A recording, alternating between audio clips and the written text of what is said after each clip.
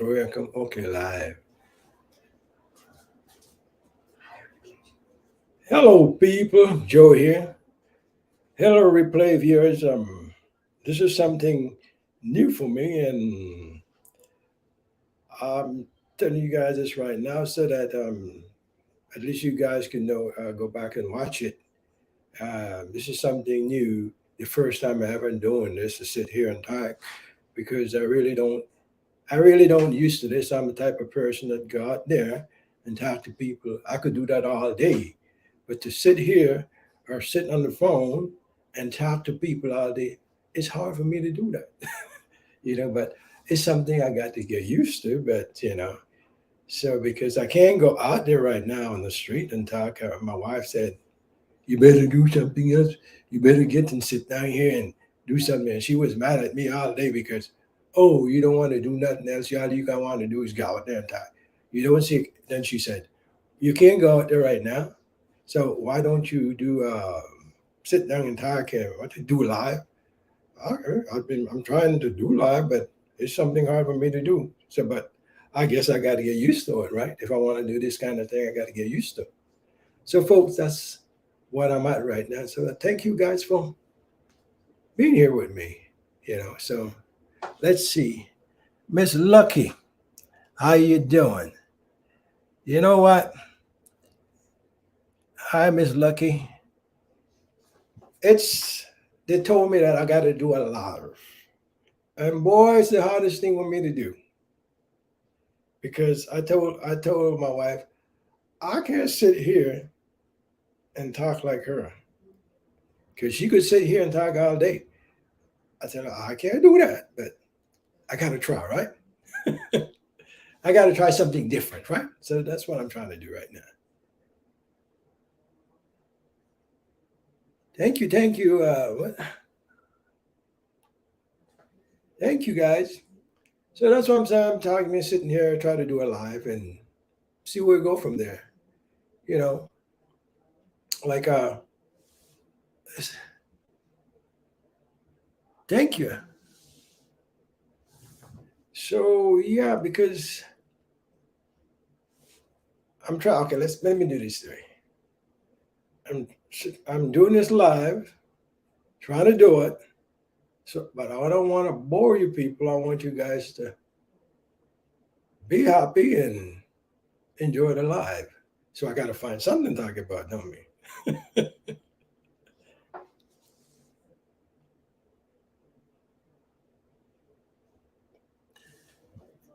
Yeah, we have a wonderful Thursday. Thank you, Diane. And what? Morbid? Morbid? Okay.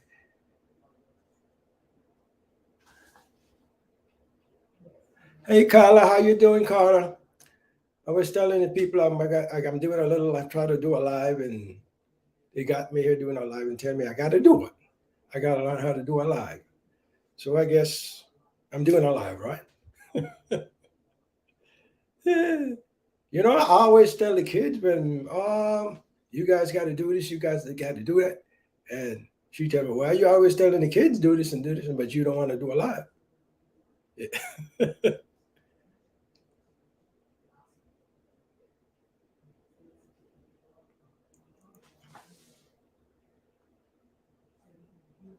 Yeah, I got to practice. So that's what I'm doing, practicing the live, folks, and everything. And I know I got to do this. I got to change it up for sure because, like I was saying, I could go out there and I could talk to people all day. I could interview people on the street, and I don't feel no way. And oh, that's my thing. But I don't go out that much right these days and time because you got to have the money to go out there. You got to have the money to go places. And I mean, if you don't, I mean, you need the money. You need money to do that. I could go around here a little bit here to the store, that and that, but that's not enough. So I gotta do something along with that. So that's what I'm doing. And folks, and I want you guys ask you guys to like my subscribe on my show and like, share. The most important thing is to share it. I mean, I don't really ask for no money, ask for nothing like that. All I'm asking for is ask you guys to share it and subscribe, because by sharing it, I get more subscribers, more views, and by doing that, then I could monetize. Right now, I'm about let's see, I think I'm about 680 something subscribers, and I think I got to go to get to about 1,000 subscribers and some, like, I don't know, 1,000 watch time. I don't know what it is, but something like that. I don't know, but I'll make that's not my problem. I don't worry about that right now. My thing is to learn how to do it and be relaxed, and go from there.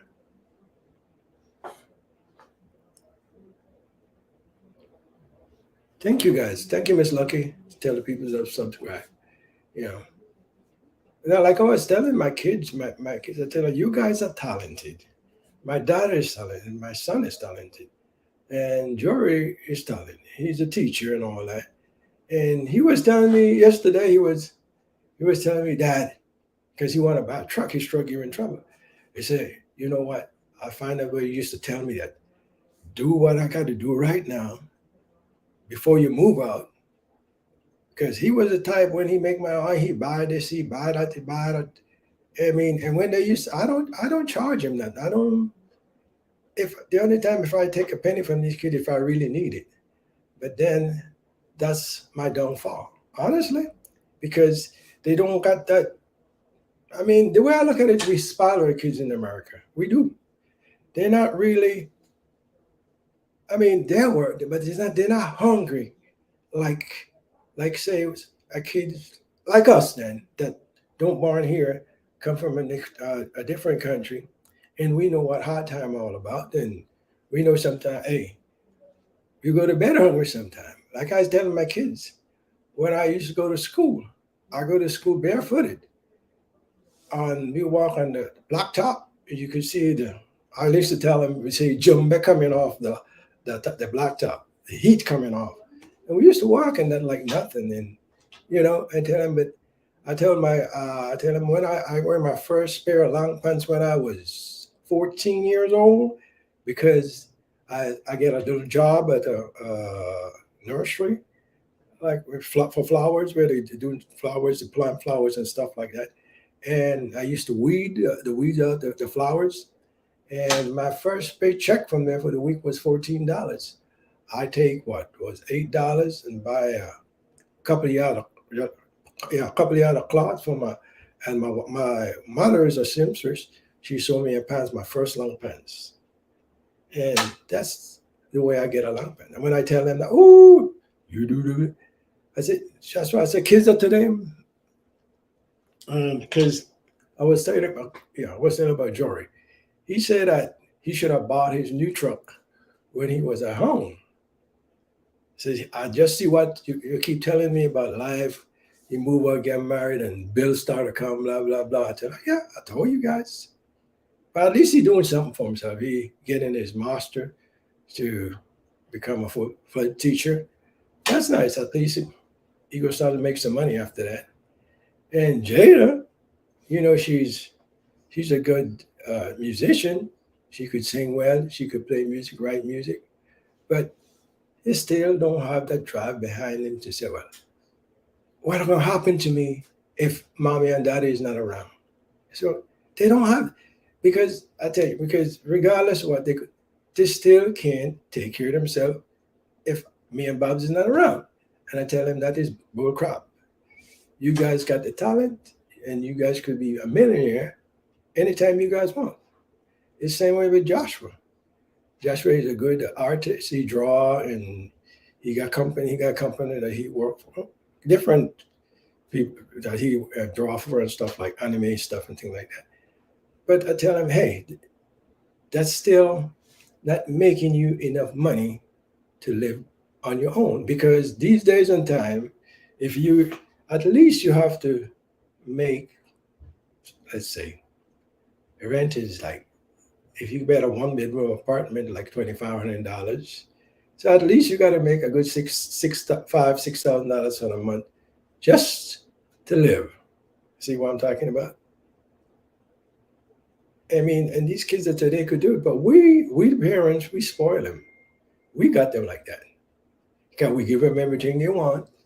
You don't have to worry about nothing.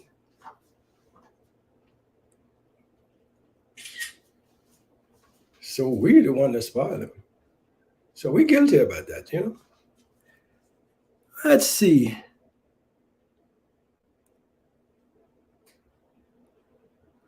Yeah, it's true. You got kids. Like I was telling my kids, I say, you got kids. You guys are just millionaire, and these kids could do it. They could go, I mean, they're so smart. They could go on the internet and they could do better than me and Bob's. They know everything about technology and all that kind of crap. You know, like me, I barely know about even put on my phone. But I mean, you can't tell them nothing. You could tell them, but when they get into that, when it happened to them, then they realize. My second son here realized, you know what life's all about, and he said, "Daddy, I see what you're talking about. That's why I make a change." But I mean, he gonna do it because uh, next year this time he gonna graduate, and he could get he could get his teaching job that he want, and he said in that they can make like $125 for the year. $25, $125,000 for the year, something like that. So I mean, he's not doing bad, and his wife not doing bad. His wife doing pretty good, you know. But you got a mortgage. I mean, if you these days time you got a house for $500,000, you're looking at what, $4,000 a month. You know, so I mean, it might sound a lot for back the time when I bought this house. When I bought this house for $95,000. But back that time, I was only making about what, $7 an hour. So you come about the same thing, you know, back that time. So that's what I'm talking about. These kids could be whatever they want to be in America. And if you look at it, I mean, when people come from a different country and they see the people start to move up, they be judge, they be this, I mean, they got a big time job and they could, people look at, well, how come they do it? Because those people know what life all about. They know what hard time is all about. But people in America is spoiled. It's spoiled, you know?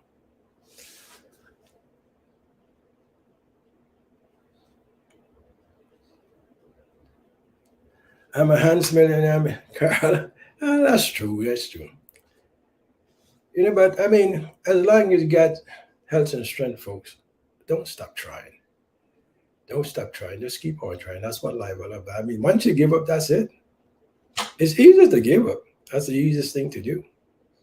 Yeah, but if you keep trying, it's gonna happen. It's gonna happen. You know, because I retire and sometimes it's kind of boring to me to stay home. And like I was telling Bob the other day, I tell you, you know what?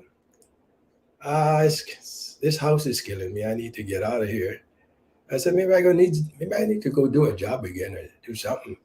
And she said, your job is to do the YouTube, which is true. I mean, I know if I commit myself to it, it could happen. I mean, it's you can make more money here than working for somebody at my age. I mean, what kind of job I can get out there anyway at 65? You know, yeah, I'm still strong. I could get a day job and do it. I've been doing this from I was, I started work, 14, 16. Yeah, from 16 I went on my own, and all this time I was working, and I was working on a ship for about 3 months with my uncle from Belize to Miami. I don't like it. I quit because all you wake up in the morning, it's water. You go to sleep, you wake up to see water, and sailor is not my thing. I say no, I don't want to do that. So then I decided I come to America. I mean, from that time I was going to America. When I was about, let's see, 16. I was coming from Belize to Miami, and many times my uncle asked me, "Do you want to stay?" I said, "No, no, no. I want to go back home." So I go back and forth for that time. And afterward, I stay. I come back. I work at a brewery down in Belize. I stayed there for about, I don't know, because I come here when I was 19. And from that, okay, how I started work. When I get here, my friend of mine was working at no, my cousin was working at a mechanic shop. I I asked him if he could get me a job over there, and he said yes. So my job was to clean up the shop, wash parts and stuff like that. And I used to walk over to work because I don't have no money to catch the buses. So like 3 miles one way and 3 miles back, but that's all right. I used to walk that kind of distance, so it wasn't hard to me.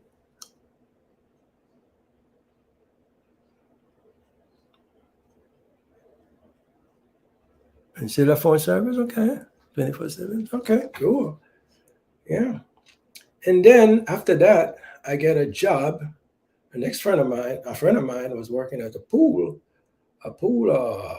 company where they make spa chemicals and stuff for pools.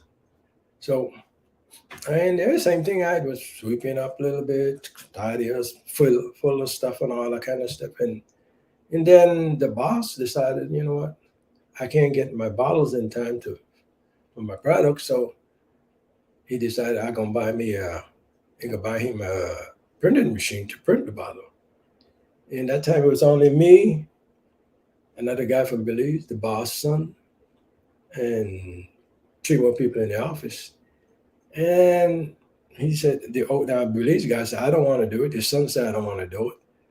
So the boss said, well, it's you. So I said, okay. And that's the way I learned how to print. And the company started to grow, and they hire more people, up to about 20 people after that. Then the boss decided to sell the company, and a company from England bought the company. And I thought at least we're going to get a little bit, chump change a little bit, but nothing happened. I mean, they sold the company for like $10 million, and they don't even give us $1,000. So at least I thought me and the Belize guy could get a little bit of something, but nope. And then when people then after that they started hire people bought in the company, and and then when you're the one outside running the outside and stuff like that, then you got people in the boss in the office, and then you make more money than them. They don't like that, and they start to dislike you. Ooh, man, it was a whole lot of different thing, and they decided that, okay, let's say when they sold the company in 2010, 2000, I remember I think it's, yeah, in 2011, I think I was making like $25 an hour, something like that. And the boss that I was making like $22 an hour, he never liked that. How come somebody working outside make more money than me is in the office? And they put all kind of true changes and all that kind of stuff. So, and after that, they decided, you know what, we're gonna move from California to Atlanta, and they wanted me to go over there, but not to work for them, to work for a company that was gonna print the bottles for them. And I decided, no, I'm gonna stay right in California. And while, but they say you could work for us for the next 3 months and be ready to move.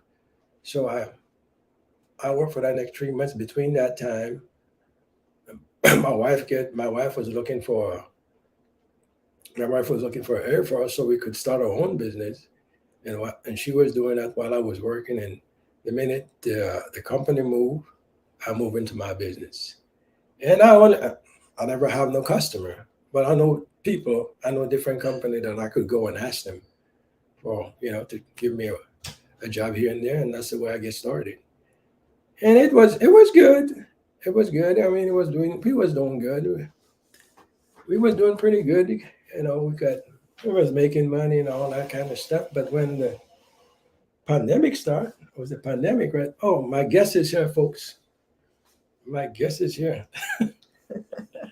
I was telling people about. Okay, I'm listening to you tell a story. You the butcher that story. But it's something like that, right? You turn it a little bit. I told the people I'm not used to Okay, this. first off, you're doing a good job though, baby. You're doing a really good job. I'm proud of you. Miss Lucky asked, because I asked the question too, so I wanted you to answer the question. So let's backtrack a little bit. What was your very first job? Was that the ship job? You told him about the job on You the mean ship. my very first job Yeah. that I ever Yeah, had? as a kid in Belize. No, I was it's when I work at the flower the flower place.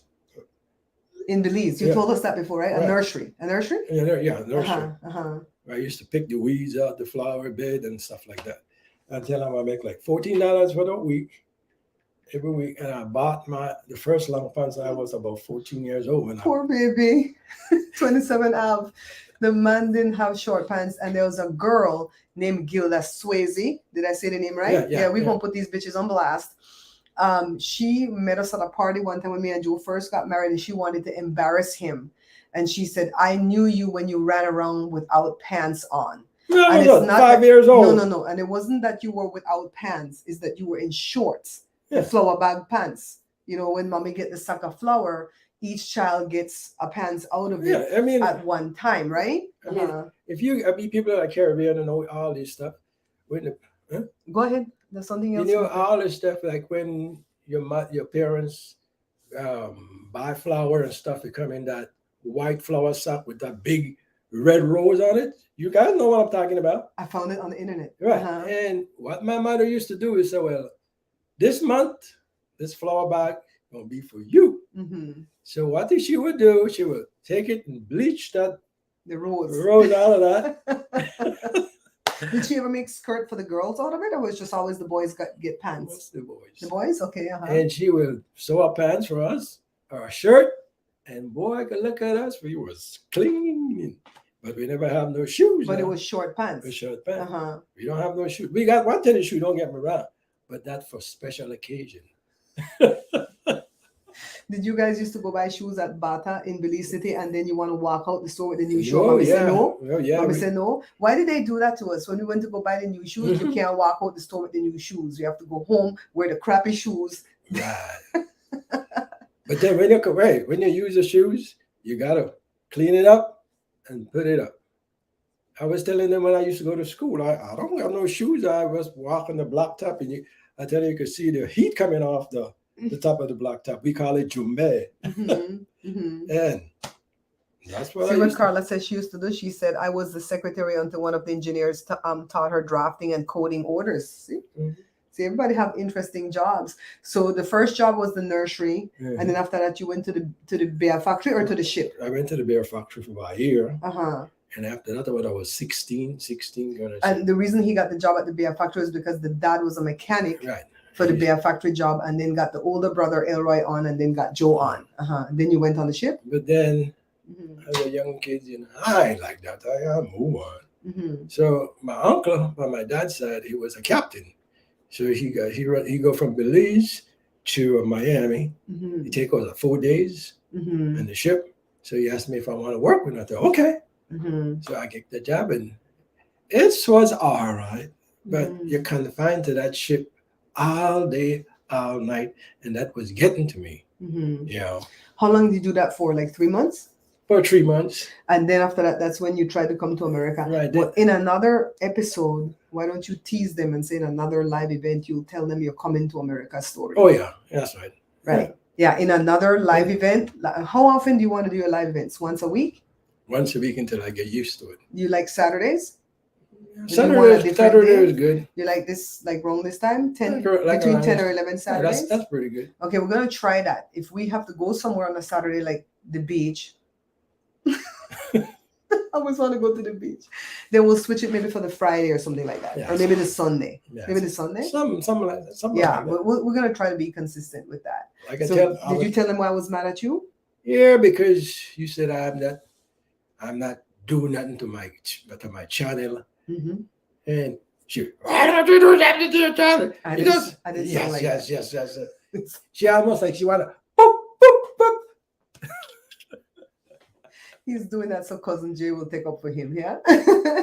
We were talking about the kids. That's how it started. That's what I'm talking about the kids, how these kids, but I mean they're talented and everything, but they don't have that drive like kids that come here from a different country. It's because they're not hungry. Yeah, we spoil them. Yeah. We spoil them. Yeah, That's America kids. We are guilty of that. Mm-hmm.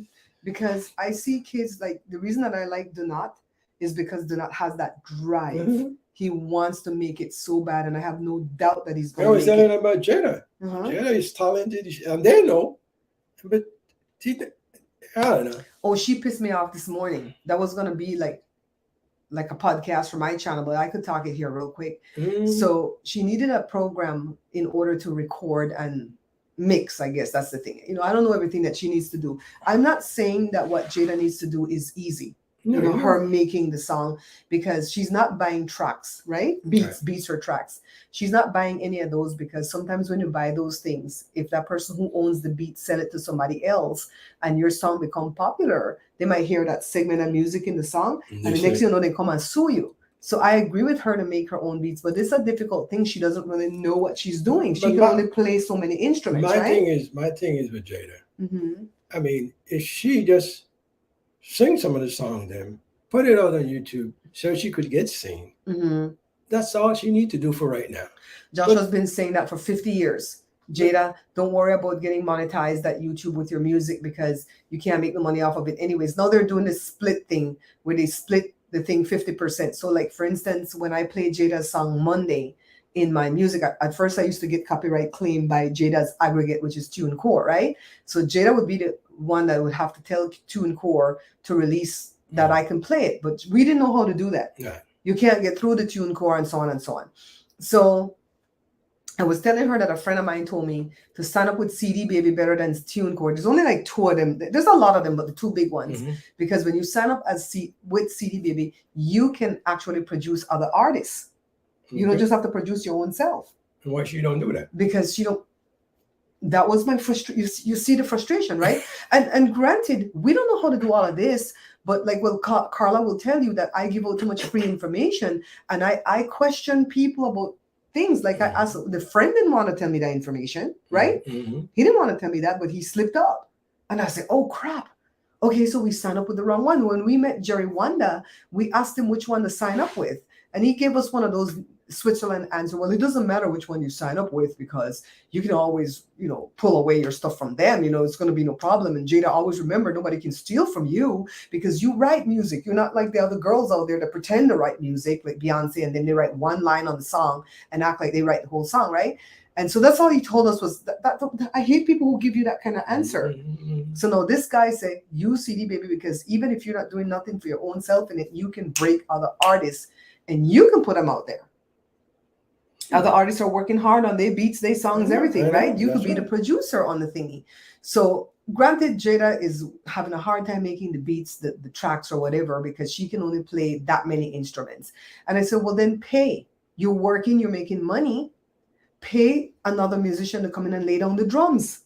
Pay another one to come in and put the horns. You pay them and you own it. She goes, I don't think it works that way, Mom. If they come in, I think they own it. How the hell How they they want to gonna own own it? that? They can't own that. How the hell are they going to own that track that you tell them for coming play and you pay them? Joshua does art for, what's the thing called? Commission? Let's stop right there. Mm-hmm. When she was working for Brian. Brian, Mm-hmm. paid them to do Thank it. you. That's what I'm I saying. didn't even think about that, Joe. Thank you. See, we have to work together against these kids. So Brian, she would go in there all the time and sing for Brian, and she don't own it. No. Brian said, and then when she writes her own music, and Brian said, anything that you write when you're here sitting in our house here with us, our Airbnb, we own. Mhm. If you go outside and write it in your car, then you own it. Mhm. But if you write it in here, even if you hum something, and I come downstairs and I say, oh, I like that. What's that? Okay, put that in my thing. I own it. He said that. What gives him the right to say that? Because he's Brian Mother Effin Higgins, a big time producer, in England that's produced 38 number one hits. The one from Cher. I've never shared with you guys who Jada's producer is. He did that song with Cher. Do you believe in love after love? He did that song with Cher. He doesn't like to boast about it because he goes, that's 30 effing years ago. I need a new hit now. And because of the pandemic, that slowed down, and he got a lot of songs and stuff that he's trying to sell off right now. So he don't want to take nothing right now.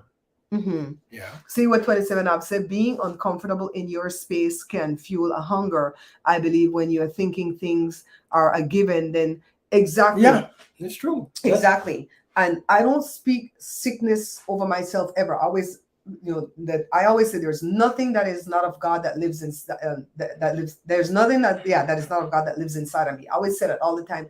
But you don't know what's raining around the bend. And I don't want to live my life with that regret. Like I was pissed off yesterday evening because every time I'm gonna come off of the music for a minute. Every time we cook the food, I leave the food out because I want to see if Joshua's going to eat, if Jada's going to eat. We cook enough for all of them to eat. And it never fails. That's the same day they go buy food on the street. And they're effing picnic mean. Mean meaning stingy, because they'll go buy food on the street and they will not offer Joe. I don't say me because I don't eat food on the street. But at least, Daddy, hey, we're going to go get Popeyes. You want a piece of chicken? Nothing they'll offer. Oh, we didn't know you wanted, Daddy. We thought you already ate. They're friggin' mean. So anyways, I left out the food. Jory came by to wait to pick up Mabel. And so he went and ate some of the food because it was garnaches. I didn't know Joshua wanted some of that. Joshua got one. Jory ate like 3 when he came. But he come with a big, what are you about, burger or something? It's Chinese food. Okay, Chinese so what's food. the big deal? So then I had to go put away the pots and pans, the food out of the pot, wash the pots and pans. Man, I was so pissed last night because I'm there editing like 3 videos, trying to get everything off my hard drive, get everything off the camera.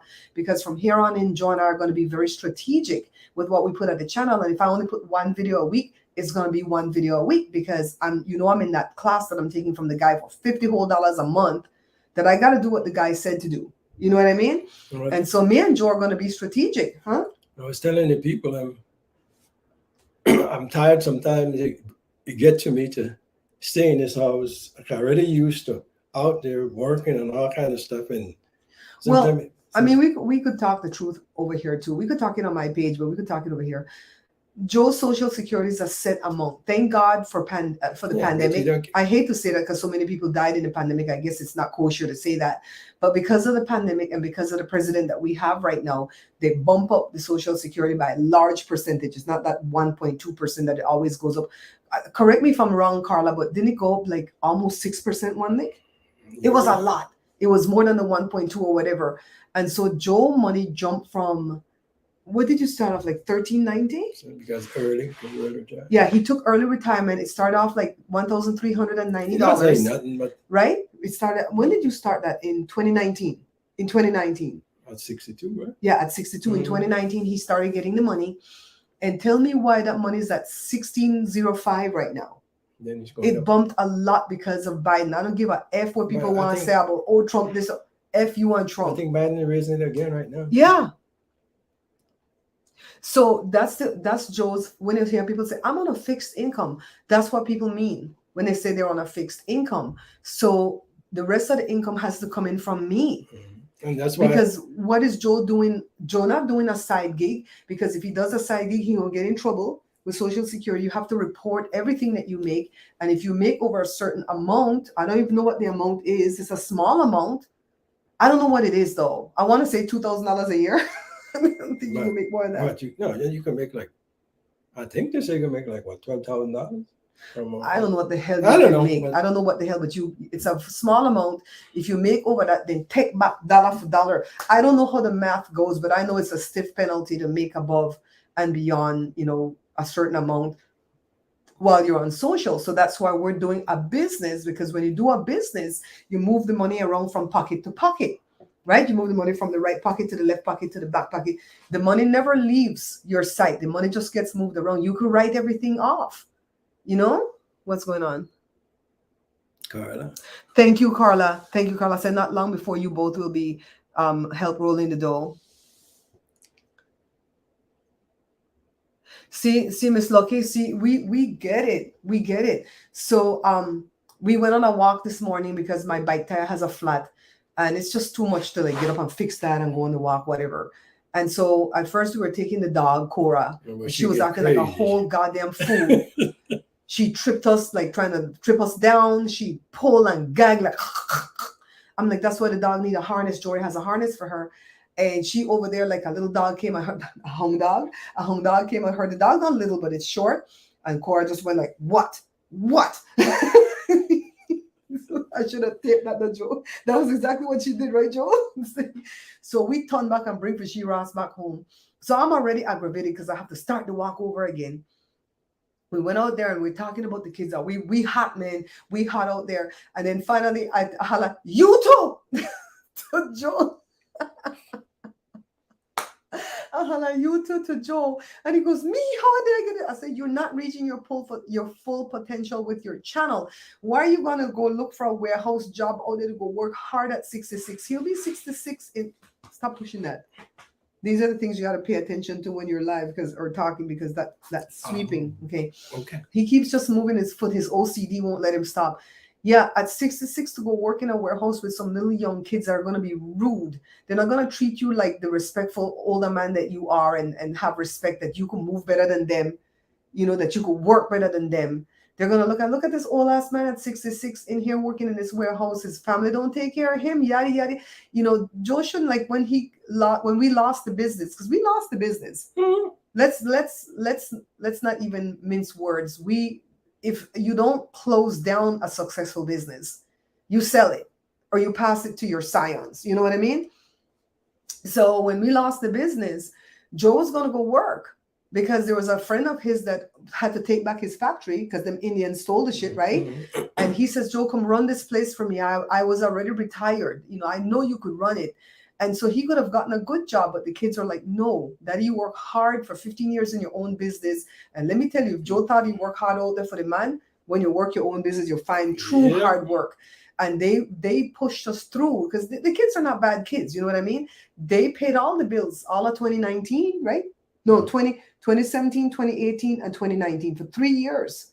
Jory and Joshua, because Jada was just singing for tips. Mm-hmm. So she was just paying her bills. But Jory and Joshua had a lot of money saved.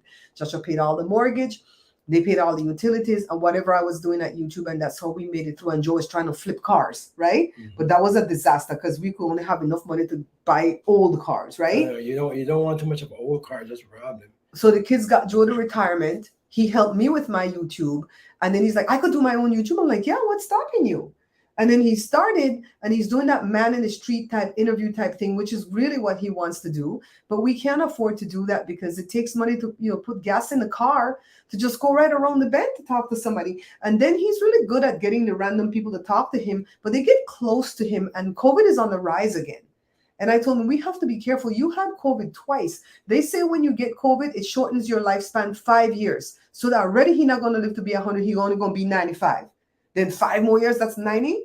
I need more years with you. I don't know what you think. Why you need more years with me? What you want? So I'm like, do your YouTube.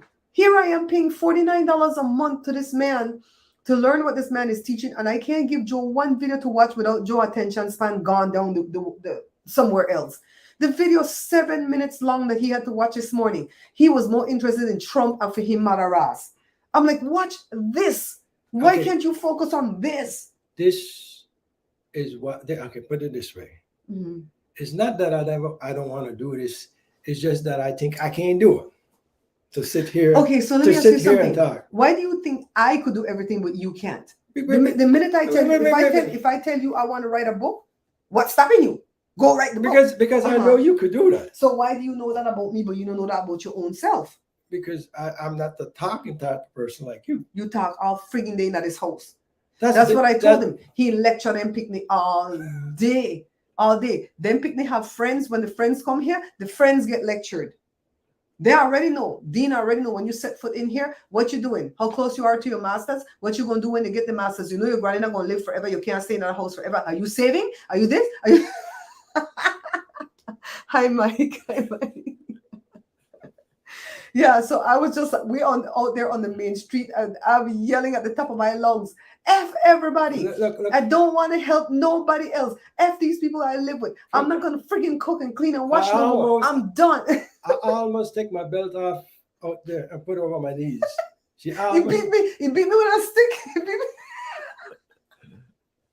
I videotaped that, right? Didn't I videotape that part? We had the stick beating my butt with a stick. I said, you just want to beat my butt. That's all. But I was really screaming. I'm tired of every evening. Every morning, me and Joe have to feed these 2 dogs. No, don't get me wrong. We love these dogs. We want them to have a long, healthy life. But these kids own these dogs. How Jory could walk away and move out and just fight with me first and holla, I take care of my dog. Me no care what to say, I take care of my dog. And when he get cross, they find out he can't carry the dog. I told him I need some money for food for the dog. Yeah, grin. I just got my first paycheck after 2.5 months. No food, no money for feed the dog. Now Jory dog could eat. Jesus Christ, the dog eat twice the amount on Wednesday because the dog has a lot of energy. I got to feed the dogs, me and Joe, because Joe feed them in the morning. But then me prepared the breakfast from the night before. Then I got to feed them at 5 o'clock. I feel like my life is just rigid. I told you, we need an escape. My God, we need to run away from these mother effers up in here, the kids and the dogs. I mean, I love the dog, but that's the reason why I never want the kids to get no dog in here. Miss Lucky said, I need some lecture, Joe. Miss Lucky said, lecture. Miss Lucky, let me tell you about Miss Lucky. Miss Lucky gone to school for a certain thing that is going to make her millions of effing dollars. Is that right? Millions of dollars. It's that therapy. Like when you get injured or whatever, I think that's what it is. She will go into with the sports guys. Okay, that can make a money with and this all stuff. she got to do is go take the test. No, the test hard. The test is hard. You got to study for it. So we're not going to take that for granted. But we're here. We're here for you. We could help you study. Your brothers and sisters in here, your aunties and your uncle them in here. We could help you study. You could say this section is hard for me. Can you help me figure out a way to study this? When I used to ask Joe, when I was in school, then I studied it in my brains fried. Nothing came to me easy, right, Joe? Nope. I might look like a super smart person, but it doesn't come natural to me. Smarts doesn't come natural to me. My mom used to tell me, you born smart. She used to, and not just to build me up, because she saw what I had in me. You born smart. From the time you born, you to talk for you 2 months. This, that, blah, blah, blah. 18 months, you to tell pound week. I used to go tell my granny on them how they take my finger out my mouth because they used to suck finger. So it's like sports medicine therapy. I think it's something like that she's doing. And she just got to take the test. But you know what? Miss Lucky is young. You know, she's young, like 27 Av. And like you said, you just need like an older person to like get behind you with the fire. And that's what we do for these kids. We know they're going to reach their potential. Look at Jory in the master's program and paying for it through his nose. And he said, why didn't I do all of that when I lived home with you guys? You know, but now he's got to do it because in the teacher genre, if you have a bachelor's and you're a teacher, I don't know if you could be a teacher with an associate's. The answer is probably yes. I don't know. Yeah, but Jim may not make it. But we're going to talk about the bachelor's because he has a bachelor's. I don't know about the associates. I don't know. But he can be a teacher with the bachelor's. I don't know if Nisa is in this chat. I don't know if Nisa even know about your channel because her daughter's a teacher, so she could tell us. But let's say, for instance, the top dollar that you can make with your bachelor's is $50,000 a year. I don't know if that's the number. Let's throw that number out there. I think like with 75. a bachelor's, let's say 50, Okay. so we could figure it out. Let's say the top, they have rungs that you start at. You know, if you're just a new teacher, then a year, 2, 3, 6 years, right? So let's say the top dollar that you can make with the amount of years that you're there is $50,000. When you got your master's, you start at $60,000 on the lowest rung, and the top rung, $120,000 a year. That's what one teacher at his school is making. And the teacher said, when Nisa brought it up to me, my friend, we know Nisa from the old church, right? We used to go. When Nisa was helping me pray Jory through that job that he hated in Rialto to the one back here in Fontana, she stayed by my side. She told me, take a break from praying because I'm going to be praying. I'm going to hold you up. This is like Aaron holding up Moses' arms in battle. When they said when Moses put up his arm like this, his people won. When he got tired and dropped his arm, his people lost. So his brother Aaron went up there and held up his arm for him, right? So that's what we're doing. That's what Nisa did for me. And prayed Jory through to get back that good job that he absolutely loves. And that Nisa said, ask him, why don't he get credentialed as a teacher? Does he want to do this? He's been with kids since he was 18, right? And he go, no, I want to do that. But he was pissed because he wanted to get back this job. Afterwards, when he got in, I asked him again. And that's when he says, okay, Mom, I'm going to do it. And then another teacher had brought it up to him saying, why don't you go ahead and get your credentials? So he can get his credentials with all his masters. But if he stays 2 more months, he can get the masters and get on the higher rung pay. You got what I mean? But still, my sister was a teacher aide halfway through college. Okay, so Jory's a teacher's aide. Jory's been a teacher's aide forever, and he's got a bachelor's, but he was a teacher's aide before he got the Yeah. associates, right? Mhm. You cut yourself when you No, shave? yeah, A bump? It's Pimple bleeding. or You gotta something. go put some honey on it. Yeah, so at least Jory's on the right path right now, and I think Joshua and Jada are also on the right path, but we want these kids to be self-employed because they want to be self-employed. They want to be Jory does not want to be self-employed. Jory prefer to work for the man and get paid whatever the man gonna pay him. He says, I don't want the stress of self-employment. And some kids will choose that path because my older brother did not choose self-employment. My parents were always self-employed. And so me and my sister chose self-employment, and our two brothers did not choose that. So you have to have people in the workforce. Everybody can't be self-employed. You're gonna have to have employees. You know what I mean? So Jada and Joshua chose self-employment. Although Jada's working for some people right now teaching at that school, she still wants to be self-employed, and she wants to be a singer. She wants to be a singer, songwriter, musician, the whole shebang that Taylor Swift and all them people got going out there. That's why the reason I tell her you got to put herself out there. Just sit down and play this kind of song, throw it out there. Somebody will see you. Yeah, and 27 Av is right when he says there's nothing wrong with job security like what Jory is doing. Right. So we don't change our kids' minds from what they want to do. Jory has never wanted to be self-employed. Never, ever, ever. Joshua has always wanted to be self-employed because Joshua don't like to deal with people. Joshua's not, he's got great communication skills, but to be at a Target doing customer service, oh God, Joshua would drop down dead. Joshua used to work a Hollywood video and he couldn't stand dealing with those people. And that's when he knew he wanted to be self-employed. And he's making decent money doing his art, but it's laborious. He's there all day, crunched over, drawing on the computer. Then he has to trace, then he has to shade, then he has to color. And then he sells that for the commission or whatever, and then he owns it no more. That's how we started talking on this conversation, that when Jada hires these people to play these instruments, they're not going to own it. No. Jada owns it because Joshua don't own the art no more once he sells it. And what are people doing with his art? We don't really know, but we suspect they're making comic books out of it. So I'm like, why don't you make your own comic books? You see how I make my book in Canva? You draw the thing, put it in Canva, make your own book. Sell that thing on Amazon. I didn't sell a whole lot of books this month, but let me show you. I could show you guys. Yeah, and there's a way to balance it too, Miss Lucky. Not kill yourself, but you got to stay on the drive. You got to stay on the drive of it. Let me show you what I made at I could show you guys. See, I made my royalties are $58. You guys can see that I sold 10 books, and the 10 books that sold is the Belizean cookbook you need. Now tell me why nobody gonna write me a review. Why are people so stingy with their reviews though? It's like, just give 5 stars. I do that for everybody. Once I buy something that I like, I go back to Amazon, give it the 5 stars, write the review. I guess because I know the importance of it. People, some of them don't. I'm grateful they bought the book, but goddamn, who write a review? Hi, Valencia. Hi, Claire Saint.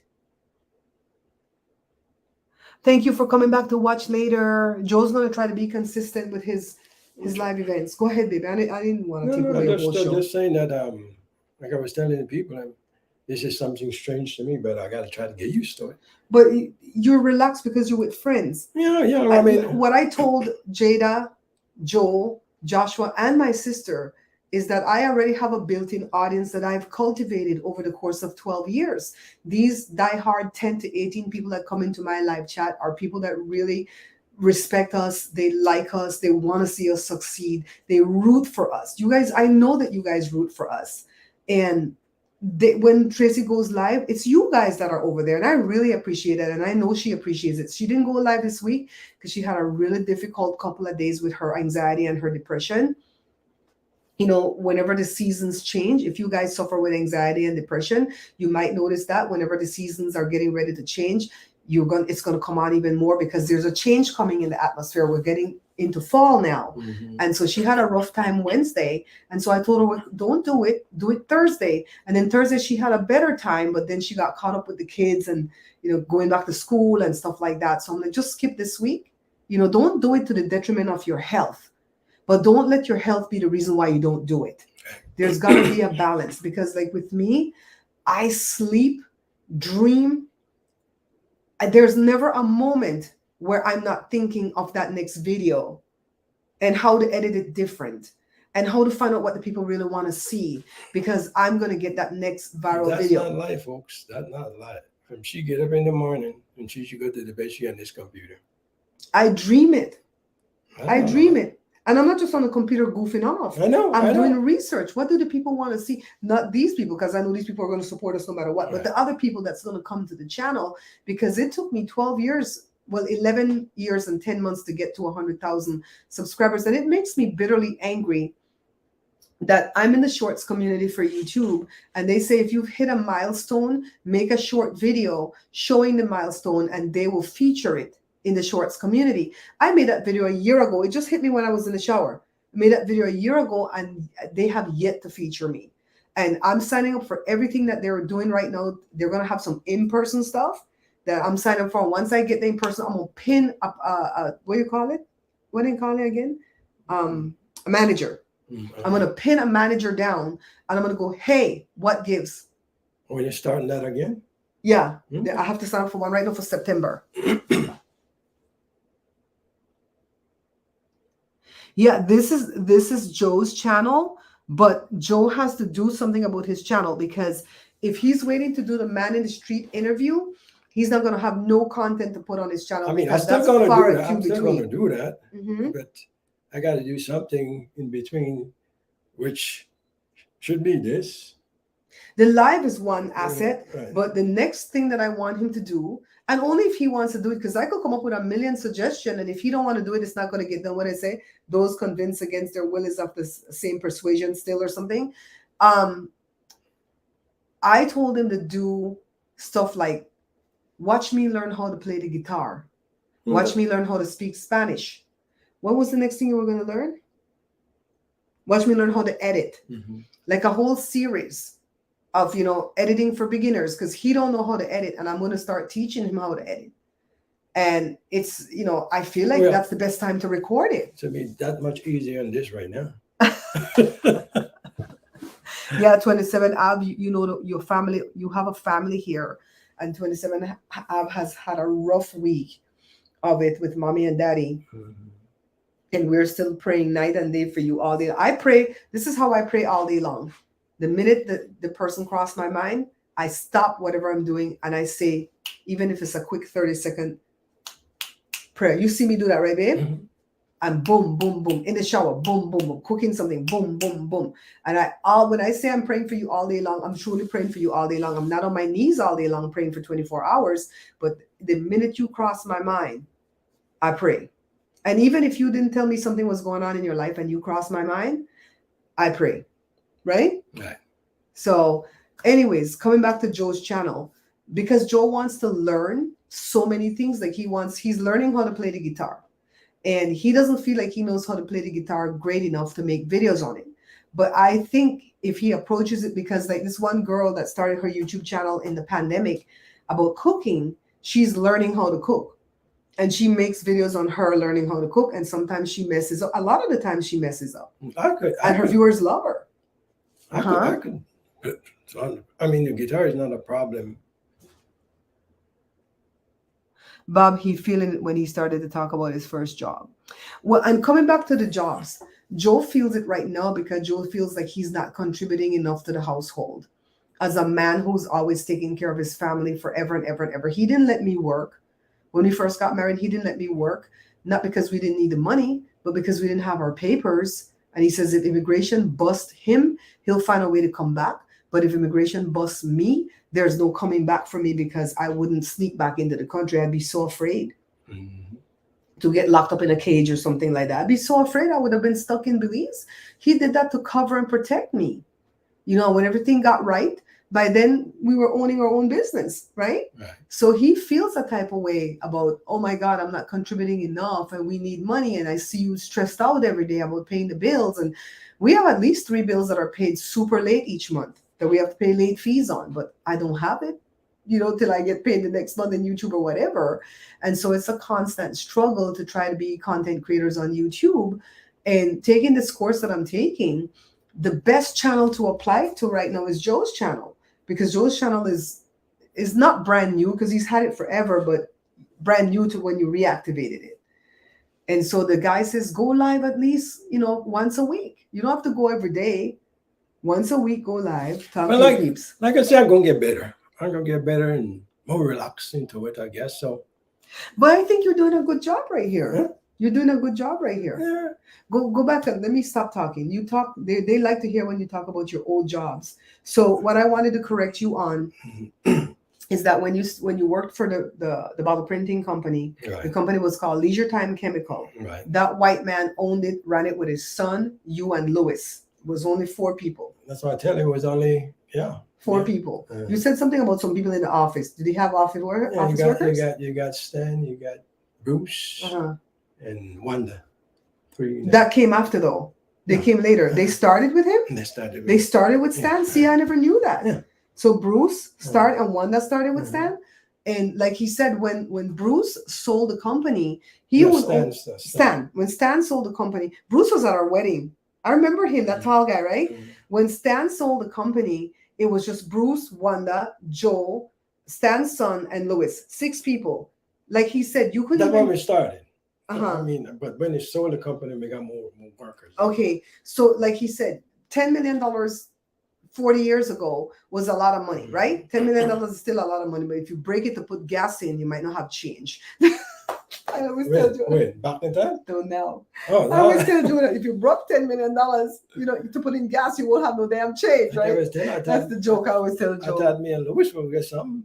He is, and he's always been the breadwinner. I've never been the breadwinner. Even when I was making money at Facebook several times, I don't consider myself the breadwinner. It's always been Joe, so, and he gets dragged by my fucking family so much. It's annoying, the way that my mom's gone, but my dad, treat him like he's less than. So anyways, I told Joe, rather than come back to they sold the company. Leisure Time sold the company, Right. and they sold it to the British company. Right. And they were called again Laporte Laporte. Water Technologies. They still exist, Mhm. right? So then when they moved to Alpharetta, Georgia, that didn't happen in 2011. No, that's when we got our business. We got our business 2002. That's why I had to come correct you, boo. Oh, okay, right. All right. So when they moved out of California, they didn't sell. They fired everybody. They lay off. It's not fired because they didn't do anything to be fired. They laid everybody off. They kept one Belize guy, Matut, Mhm. and they kept that Black American guy, Kermit. He still works for them, right? Mhm. And Matut didn't have to go with them No, to Alpharetta, Georgia. they keep my 2 hands about that. They kept Matut here. No, it was longer than that. About 2 years, huh? They kept Matut. They still kept the building. They paid $10,000 a month for that building. we got to ship the product. They shipped the product from Alpharetta, Georgia to California and stored it here and then shipped it to because I guess more of their customers were here. But they moved to Alpharetta because of some tax break type thing. And so they told Joe, we want you to come with us. And then you did tell that part correctly where they told you, well, not to work for us, though, to work for this other little company in Alpharetta, Georgia as their printer. And I told Joe, why are you going to do that? You've got the skill. We've got a machine because Joe went for his job to a company that was bitching about the product. Right. And he went to go see what was the complaint. They sent him out in the field. They started to let him do all kind of stuff that he wasn't supposed to do for the paycheck they paid him, $22 an hour. And so he went over there, and the guy that ran the place liked him right away. And he goes, Joe says, what are you guys doing with all these machines out here? Like a machine graveyard, right? Mhm. And the guy says, that one, you can have it if you want it. That's God moving in that situation, right? Joe says, for me or for the company that I'm here representing? And he goes, for you personally. Don't tell the company. I'm going to give it to you. There's one hitch. What was that hitch? You remember? I got to take it up before Wednesday. I think it was. You got to take it out before Thanksgiving. Thanksgiving was Thursday. Something And so you went there like that Friday like before that. Thanksgiving. And so you had to take it out by the following Wednesday. See, Joe remembered. And so his brother, Elroy, and the nephew, the one that wanted to kill him the other day, they were running a trucking business. And they took the truck and they went and loaded up the machine and brought it to my garage. And I cried tears of sadness, not tears of joy. The machine took up half my garage. Right, Boo? Mm-hmm. The machine is what? That one don't weigh 2 ton, right? No, It's a bigger one, weigh 2 ton. How much Right. you think that one weigh? maybe about 300 pounds. You think so? How much does a car weigh? But Was it as heavy as a car? No. That's No? not- Lighter than a car? No, I couldn't push it. Me and Okay. Well, it was big. It took up half the garage. And we're going to show pictures another time in another video or something. Jada and Joe used to go over there. Jada never had on a shirt. I think that's why I can't show the pictures. I got to blur her out, even though she's grown, right? She never had on a top. She's over there with her dad drinking a Pepsi while dad's sitting with the manual going, how the hell am I going to rebuild this machine? And Jada should have been a boy, I swear. Jada's the only one out there with Joe every evening out there trying to figure how to rebuild that machine. And Joe rebuilt that machine from the ground up. Joe called it Lazarus, right? And then you got a lot of parts for another machine that you got mixed up with that one. And we used to go to another company that made bottles, and we would tell them, you want these parts? It goes with your machine. And they go, how much do you want for it? And Joe goes, it's free. And they never knew why Joe was giving it to them for free. Joe was sowing a seed into his future that these people would be there for us when we started our business, and they were. Sure. They were there for us. They would protect us from other people that didn't want to pay us. Let's say we had a company that bought bottles from them and sent it to us to print, and they didn't want to pay us. And we told that company, we told, Marie and them, the one that make the bottles, they would withhold bottles from that person in the future and say, you can't buy bottles until you pay them. They really did. Mm-hmm. Your what they say, your gifts make room for you. So don't be afraid to give. Even if people have screwed you over before, don't be afraid to give. Give to somebody else. Sow into a different soil, because you never know what that's going to come back and bring into your life. And If you give, you're going to get it back, folks. Trust me. it's the color thing. We're just going to say, Miss Lucky, it's the color thing. But Why my family come up, like my dad comes after you. It's the color it's because I'm black. I mean, that kind of name they call me, baby. I don't worry about it. I mean, you still did everything to help them. And his mother is blacker than me. That's his dad is white. That's all. And we're related because of him. And then we're related because of him. Because somewhere up there, my family married to his mother, father, something. I don't know. So, anyways, just that I wanted to correct about the year. Okay. So they moved away 2002, Mhm. and where Joe was when I came and interrupted, Joe was telling you that so we went to the Christmas party, 1999, right? Mhm. We went to the Christmas party. I always look forward to the Christmas party. Joe never did, because his bonus was always tied up in that party. So if the bonus wasn't good, Joe said, F them and they party. If the bonus was good, then we went. I'm like, come on. The first Christmas party they ever had was when me and Joe got married. And so Joe never took no other heifer to that Christmas party. It was always me. Is that you? I thought I took somebody. They never had no party, so you can't take nobody else. So at the Christmas party, the English guy that was running the company, what he name again? Keith. So Keith came and sat with us because Keith would never go sit with the other Belizeans because they were rowdy and drinking. Me and Joe were always above the fray, right, Joe? Mm-hmm. We always carried ourselves with stature, like broke us as F, but we like, look at us. No, we were not arrogant, but we just always had a way we carried ourselves. So Keith would always come and sit with us at the Christmas party and strike up a whole conversation. And Joe asked Keith, because there were rumors, right, that they were going to sell the business. And Keith says, no, those are just rumors. And if that were true, we wouldn't keep that from you, Matute, and Lewis, guys, because you guys have been here the longest. That's the 3 Belizeans.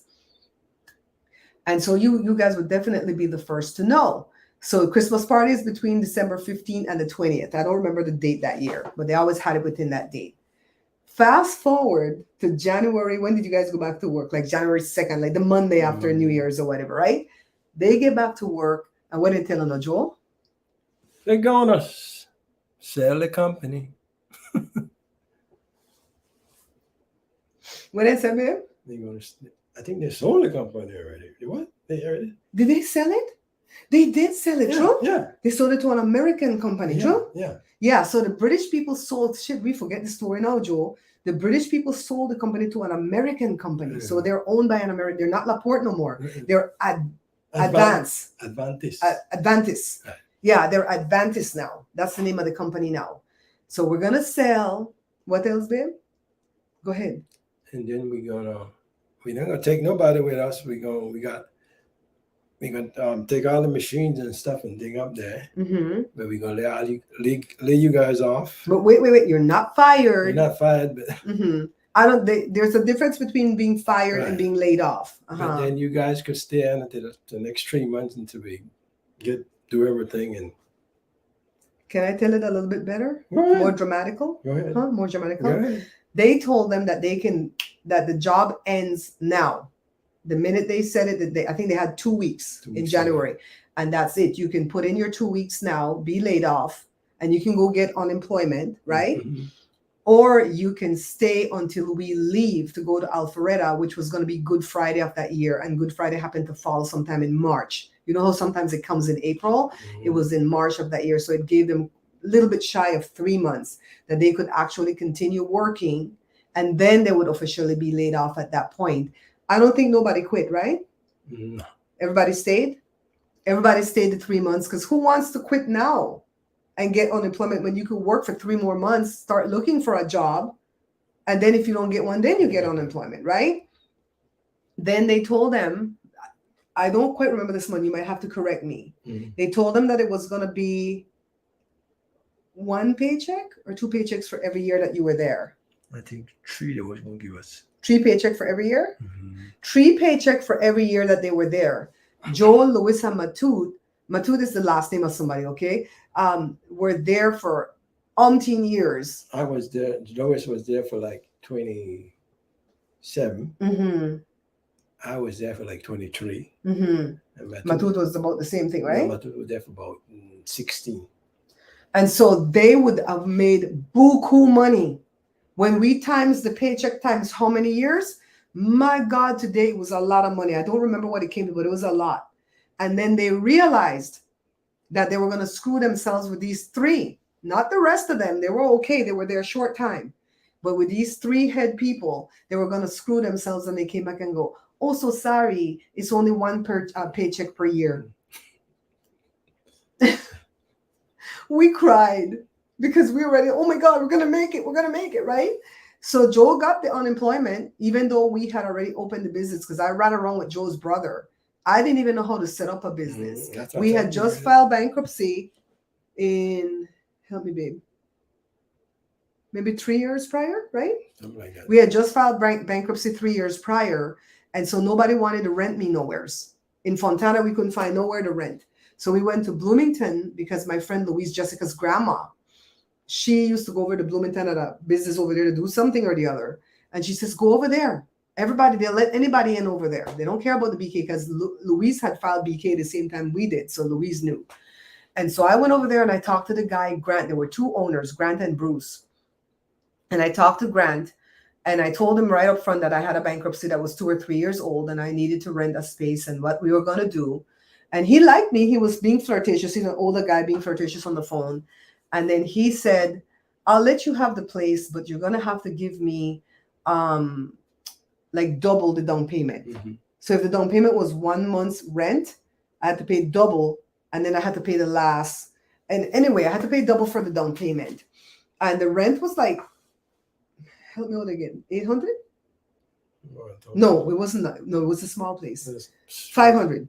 It's Five. 500 for a small little- Yeah, it was 500 for the rent. So I had to give him 1,000 plus the last, which was 500. So that's 1,500. Plus I had to go pay for all the licensing and da da da da. So I was like spending money when we didn't have money yet, right? From the thing. So and Joe was still working. And I remember Joe's brother drove me over there after we came back from registering the business and all that stuff. And I got the key from Grant. And I gave Joe the key, the name of the business, everything I gave Joe on the Good Friday that they were going to close, the last day. And I said, here you go, boo. You don't even have to worry. Monday, we in our own business. And I coordinated it that way, right? Right. Monday, we opened the business. No customer. No customer. And it's not like you could run advertisement for that type of business, right? No, It's you very got- unique. You got to know somebody to get it. Yeah. So Joe went over to Chuck, right? You're gonna have to go back over to Chuck one day to see if he's alive. We don't even know if he made it through the damn pandemic. And Joe told me I opened, and Joe's company used to buy bottles from Chuck. And Chuck says, "Thank God, I need help." And he gave us Lucas Oil and Z-Best, simply Z-Best. Z-Best was a smaller company, but they were more steady. They would come like every 2 months. Lucas Oil came every month, but through a middleman. The middleman was the worst. Oh God, that was the worst human being on the face of the earth. He's a narcissist. He's born in Mexico, raised by Jews, and what else? Then became Mormon. The F, that was the worst human being we ever met. Bob. His name was Bob. His son liked my cousin Megan, but his son was an idiot. And I told Megan, run. That's an idiot. And they would pay us so cheap, 3 cents a collar. Plus, we had to stick that damn label on the neck. That's how I got neck issues. And I got elbow issues because of taping up them damn boxes for them, those cases, right? And we had him for 11 months. And one day, me and Joe went to Food for Less. And I went back to the car for something. And Joe's waiting for me outside of Food for Less. And as I approached, Joe's at the top of his lung, cussing Bob out.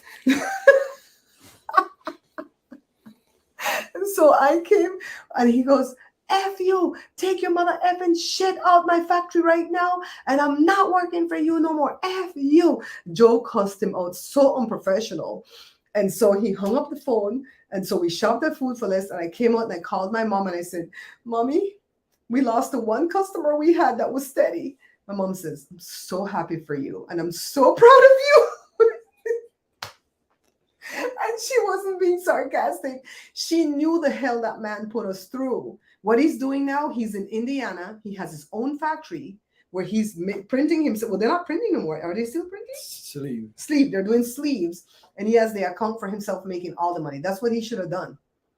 He had the worst of the Jewish culture, the worst part of the Mexican culture, and the worst part of the damn Mormon religion. He operated in the dark side of everything. He always tried to swindle you. Always. Oh, yeah. Thank you, Miss Lucky. Do you guys have wrenches? Miss Lucky, do you guys have wrenches? Let me know who. Tell me who has a wrench in here. Miss Lucky and Carla and 27 Up. Do you have wrenches at Joe's channel? Because if not, I'm going to try to log in and see. Let me log into this on my phone. Oh, yeah. This is when I go ahead, talk, baby. Let me add some wrenches for you. We're on a long time now. Yeah, don't worry. They're enjoying the conversation. I know. They're going to say if they're not. I'm saying that. Okay. So what happened after that? Continue the story after we lost Bob. We don't have nobody. We got Z-Best. Oh, we left for one Z-Best. They come every 2 months. And then after that, everything just started to fall in place. Customers just started to come. It took a month though. Yeah, it took a month of just praying. Miss Woods that just died, Ramadati. I have to give her all credit. She stayed on her knees and fasted and prayed with us. Yeah. Folks, and the business started growing, and we was doing pretty good. And, and if you guys haven't subscribed yet to the channel, can you go ahead and subscribe? We need 4 people to get Joe to 700. I know that doesn't matter because it's not 1,000, but it matters to Joe. And Joe has 2,000 watched hours. If he gets 2,000 more 1,000 more watch hours with the over 500 that you already have, you can become monetized in super chat, super sticker, membership, and that type of stuff. So I told him all I need for them is to subscribe and share it. Okay, Miss Lucky has a wrench. Carla, you don't have a wrench? Just Miss Lucky? 27, I've not have a wrench. Let's see if I could do it. Add as a moderator. Yep, that's what I'm doing, folks. I'm gonna spend some more time here with you guys, and eventually I'm gonna get better. And maybe I could talk up a storm one day like Bob. You're doing a good job though. No, don't put yourself down, Damien. Sometimes I come and I blab a little bit too much. That's why I go quiet. We'll talk to them while I'm adding wrenches. Miss Lucky, I'm gonna take your wrench away for a second and add it right back, okay? Give me a minute. Oh, I don't have to take it. You're already in the spot I want you to stay at. Well, is Bessie in here? What about Christine? Um, 27 Av, did I already add you? 27 Av, did I already add you with a wrench? Can you say something so I could see if you have a wrench? Go ahead, continue talk about you could talk about Macrin. Why did you want to do Macrin, or did you even want to do Macrin? Did I force that on you? You can tell the truth. no. I mean, I want to do the business because it's something that I learned how to do, and I know I could do it when the company closed. And so I'd say, well, me and Bob was always talking. I mean, no, I always talking about doing my own business, and it happened, and we were doing good. But when the pandemic started, the 07 was 07. For what? Pandemic, For what? When The recession? recession started, 08. 08. Then the customers started to take the bottle to China. They wanted to get it cheaper. So that's what happened. They started bust the bottle over to China and stuff like that. So, and then, as a small business, you're the one that feel it first. Mm-hmm. Got the bigger business, well, then they weather the storm. But when you're small, it's hard.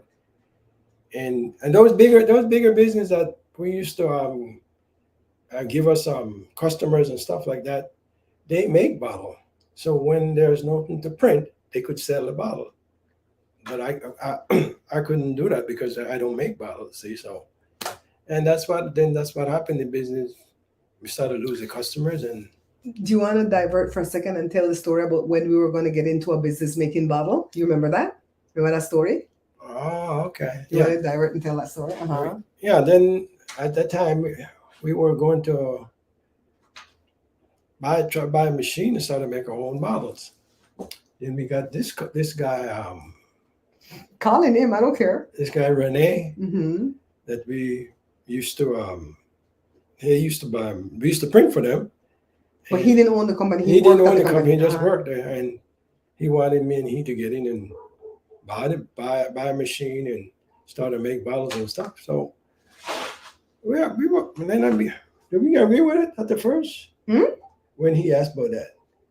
What did you ask me? When we wanted to make the bottle, we wanted to make. Oh yeah, we wanted to make the bottle. And then he wanted. No, we kind of toyed around with the idea, but we weren't serious. And so Rene worked for a company. The company didn't print nor make bottles. The company just did they fill? They didn't even fill, right? They fill. They filled. Mm-hmm. They just did the filling. They did. No, we're going to say the bottle we used to print for them is Australia. Olive Australia, yeah. Coach, yeah. And Journey. We never did do the Journey. Never did the Journey. We were going to do the Journey, but we didn't get to that because that's another one Joe cuss out. And that was another one my mom was proud for us to cuss out.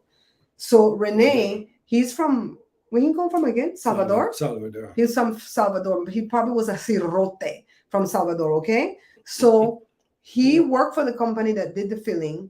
The company was notorious for non-payment, but we didn't know that, right? So he came on hot and heavy, and he's a nice enough looking guy if you like that look, that suave Latino, but Joe didn't think he was handsome. Joe said he think he cute.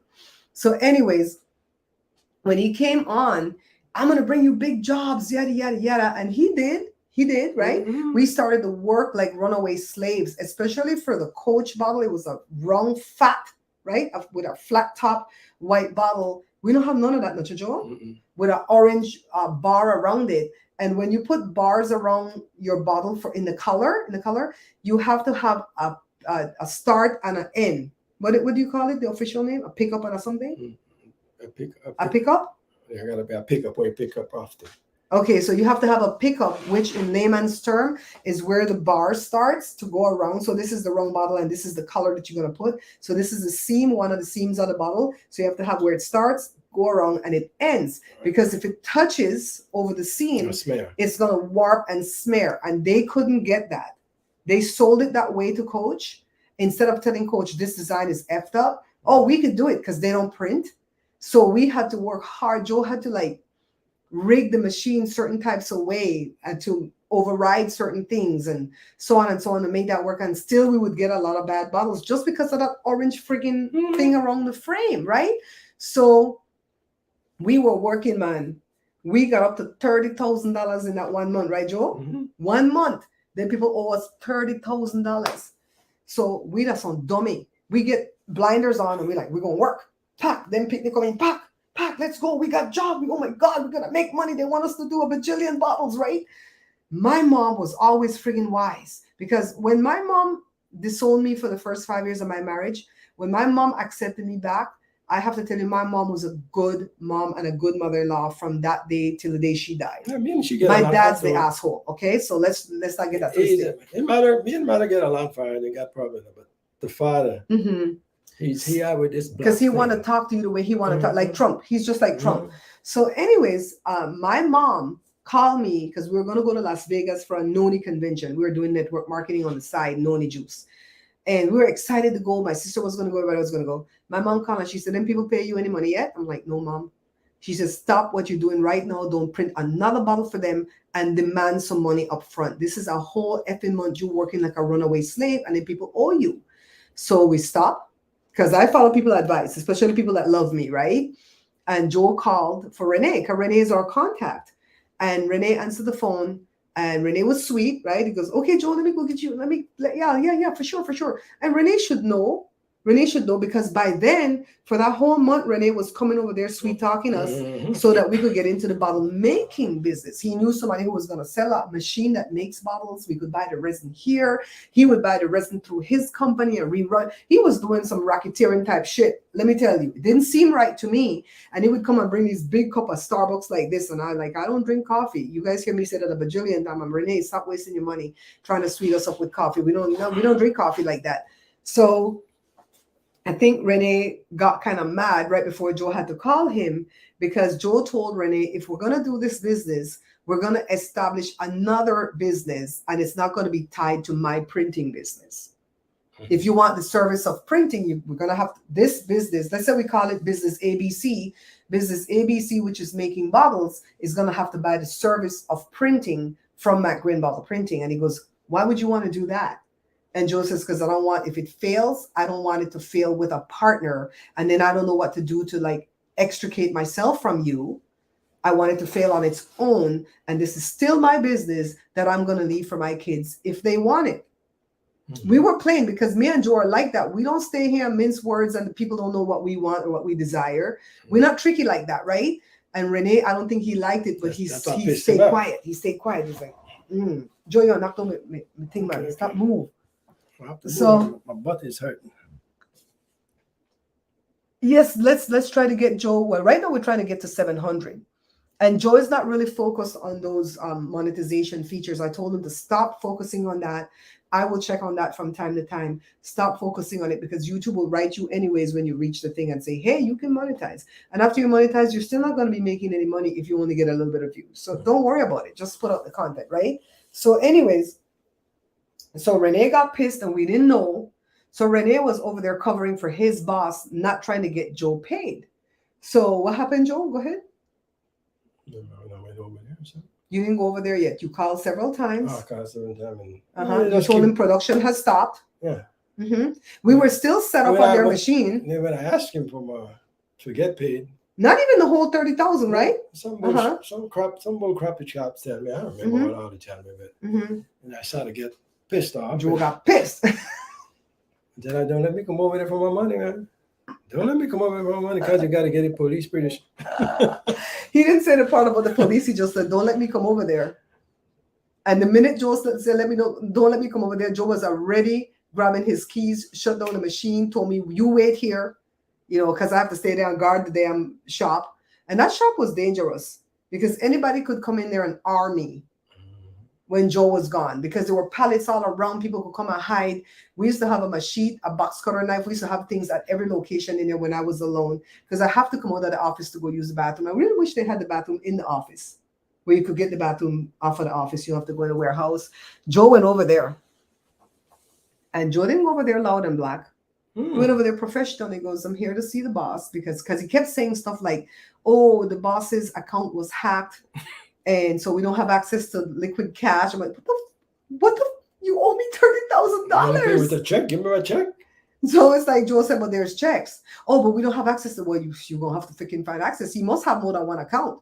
Ooh, child. But it was all mistakes. I mean, it was all excuses, Mhm. all excuses. Then Tanya, we already put in a call to the place that I told you about that Joe gave the parts to sow his seed. We already put in a call because the husband loved me and the wife loved Joe. Remember? They used to always pull us aside and talk to us and teach us about the business. And they call over there because they were big. They're still big in the industry, right? They were big. They called over there and go pay them or else. You ain't gonna get no bottles from us again. They really helped us a lot though. We got our big fat ass check.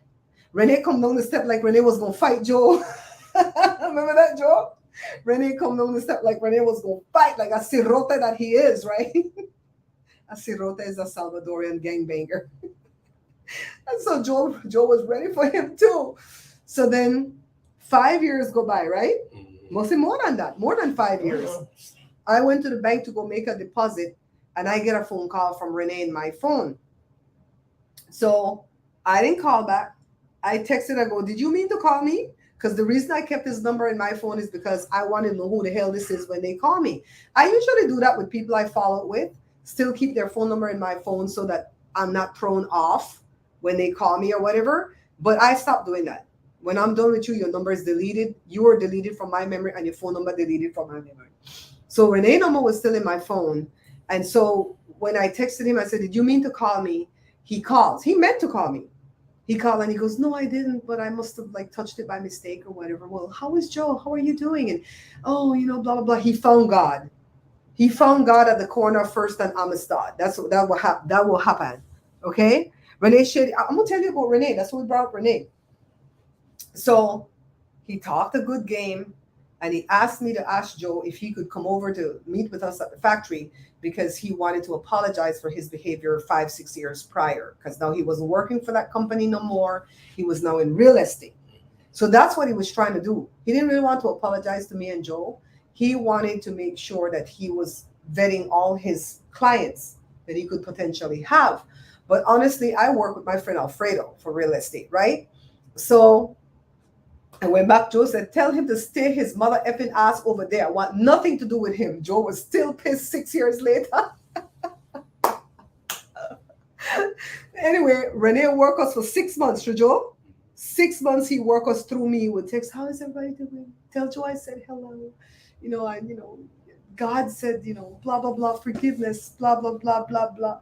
Yada, yada, yada. God, this, God. See, a leopard never changes spot. So Joe said, okay, tell him come to the house. I'll come to the factory for come see where customers I have because I don't trust that SOB. So he came to the house. We had a wonderful meal, right, Joe? I'm not going to lie. It was nice having him. He seemed genuine. We enjoyed the time with him. Even Joe enjoyed the time with him. But we would never go back in the business with him. That is until that friggin' bitch around the bend. What's her name again? You remember that lady name? Not really. Shit. I'll remember her name. The one that I gave my bike to. She come and she started to hit me up during the pandemic. And she said she lived right there in Rialto. And she said she wanted to sell her house. She had a beautiful little house. Nice little house. Kept it nice. And so she said, Miss Lucky, do you remember her name? Sometimes I think she's the one that was trolling me too. Carla, do you remember her name? That lady, that black lady, she's Belizean, but she born here. Why can't I remember that lady name? Faye. Her name is Faye. I talked to that lady for 2 or 3 years. 2 years. I talked to that lady often because in the pandemic, she came here and brought food for us when she went to the food bank because she was alone. I would cook and take food back over there to her. We were building a really nice friendship. And when I saw her beautiful home and she said she wanted to sell it, I told her, don't sell the house in the middle of the pandemic. You're not going to get nothing for it. Can you just stay here a while, right? Just wait till the pandemic is over. And so because my friend Alfredo advised, and Alfredo will never tell you to sell your house if it's not time to sell, even if he needs the money. He's a good friend. So she stayed put. We were building a good friendship. She wanted to start to ride with us on the bike trail. And then I gave her the bike. I don't regret giving her the bike because that's a seed that I sow and my seeds will always bring me back more. So much bike I got now? 3. I own 3 expensive bikes. That's why folks don't worry what you give somebody and they take it and do whatever they want. Don't worry about that. You give it to them. Mm-hmm. Don't worry about Mm-hmm. She never did come ride with us, and I'm glad that didn't happen because I like riding with Joe alone. Even when Jory go with us, it's kind of a little bit of annoying, but at least Jory rides with me and let Joe go out there and be free because I ride so slow that Joe sometimes just want to ride and be free, and Jory will hang with me so that I'm not alone. So that helps a lot. But usually when it's stronger men that want to ride with us, they tend to want to ride with Joe, and then I'm left in the dirt dealing with the homeless and the coyotes. So anyways, that girl was building a good friendship with me. And then she wanted to sell the house, and I didn't put her with Alfredo. Alfredo doesn't sell houses anymore. He does loans. Alfredo was going to put the girl with a friend of his that does real estate that sold Jessica's house and my dad's house. But I knew that Faye wouldn't deal well with that guy because that guy I don't think he did right with Jessica. I don't think he handled Jessica right. I'm not saying the money part, but I'm saying the finesse of it all. Jessica cried a lot when Jessica was dealing with that guy. Jessica was scared. They were losing the family home. They were behind in the payments. The house had a lot of liens against it that Jessica didn't know that Nikki ran up behind the grandma. Grandpa was bedridden, and that guy needed to be there for Jessica more than he was. There was no pandemic going on. He could have been there. He would just send random people without telling Jessica there was somebody coming to see the house. So I knew Faye would not be able to cope with that because I knew her delicacies, right? And so I put her with Renee. And I said, okay, let's try Renee. We were getting along well with him. He was texting often. We didn't have no more beef. We had even forgotten the beef of the past. And I wrote to him and I said, Renee, would you be able to handle a customer that needs a lot of attention? I said, because she's scared. I don't know that she really wants to sell the home. I don't know what the money situation is. There's been a whole pandemic. She hasn't worked. And I think she's on disability or whatever. I said, you're going to have to be really delicate with her. And he was, yes, I can do it. Thank you, Barbara. Thank you. Because they weren't getting no customers, right? Yeah. So I put them two together. And honest to God, it wasn't Renee's fault in this, right? Because I give the devil credit where it's due. Where me and Renee fall out in this deal is because when the deal was done, Renee cut a trail. Renee cut me loose because he got all the money he wanted. And he didn't even give me a fucking Kohl's card for $100 to go buy some pots and pans for the show. I'm like, God damn, I found you a whole customer, and I know what it takes because Alfredo takes care of me. When I give Alfredo customers, he takes care of me. We don't need a lot of money. $100 gift card is like $1 million gift card to us doing a show trying to make ends meet, right? So that's where me and Renee got to Madaras. And I don't think Renee could come back in my life. Honestly, you did me wrong, Renee. I know he's never going to see this, but you did me wrong. So in any case, Faye got her house sold. When Faye signed on with Renee, it was the hot time when houses were selling. And Faye got 10 or 12 offers in 5 days. Good offers. So Faye got scared. This is me now. This is me reading from the outside. It could be wrong. I don't know what all went on inside, right? So Faye got scared. And I think Faye wanted the house to be sold, but she didn't want to move out of it. She still want to live in there. She wanted to still live in the house, but have the stress of the house being sold from underneath her. So Faye had a sister that lived around the bend. And Faye went to go stay with the sister. As far as I know, I don't know if she's still there or she moved away because she wanted to move to Florida. Faye told me even if I broke even on the house, I just need to get out from underneath it. I didn't know why. If she couldn't pay the rent or what, couldn't pay the mortgage. He couldn't pay no more. Well, Renee let on. I could tell the truth now. Renee let on to me that Faye took the mortgage moratorium that they did for the pandemic, and Faye didn't pay the mortgage for 1 year. And they say when you took the mortgage moratorium, Alfredo had warned me because my mortgage company offered me the moratorium. And he told me, if you take that moratorium, you're going to have to save every mortgage each month. So at the end of the year, you pay the whole thing back in. And by the way, they're going to add on interest. Wow. And I say, F that noise. So Faye took the moratorium, and I think she needed it because she couldn't make the mortgage. So the thing was due July, right, Joe? The big balloon payment was due in July. So we started to sell the house from May. I remember because it was wrong Renee's birthday, because Renee's birthday is in May. I text Renee for his birthday. His birthday is like May 13. I texted him for his birthday, and I said, Renee, that was like a great birthday gift for him. The house sold immediately. when Faye asked Renee which offer, because Faye called me one night, and Faye told me that she texted me, and this was late one night, like 11 o'clock at night, and she said, I don't like your friend. He's too aggressive, and I don't want to sell my house with him anymore. And no matter who he sends here to look at the house, I'm not going to sell the house to that person because I want him gone. And if he keeps messing with me, I will sue him. What am I supposed to do in that situation, guys? Renee is a friend. Granted, I told you the history we had with Renee, right? But then I also tell you the present that we had with Renee at that point. And I'm like, but I can't believe Renee is going to be unprofessional. What is he doing? What is he doing being aggressive? Is he making passes at her? You know, what is he doing, right? So I text Renee and I said, can you call me? Is it too late to talk? We need to talk. He called me immediately. And I said, Renee, this is what Faye texted me. And he go, what? And he goes, oh my God, Barbara, you're such a good friend, because maybe somebody else wouldn't have told me, because I put them together and I came out of it, right? And he says, I don't know what she's calling aggressive, because I've dealt with her with kid gloves. I've taken so many people to see the house. She's got a bajillion offers that I'm going through right now. We've got 12 offers on the table, all of them great offers. 3 of them like phenomenal offers. And I'm going through the offers right now to advise her which one to pick. It's ultimately her choice. But because sometimes you might want to pick the top offer, but maybe that one's shaky. That maybe the funding is shaky. Maybe you need to take the second one that's more solid, right? So I'm going to advise her what to do. And he goes, I can't believe she's saying this about me. I've not disrespected her. I've put the kid gloves on. You know, she claimed she was sick one day and she wanted to lay on the couch all day while the people came through to see the house.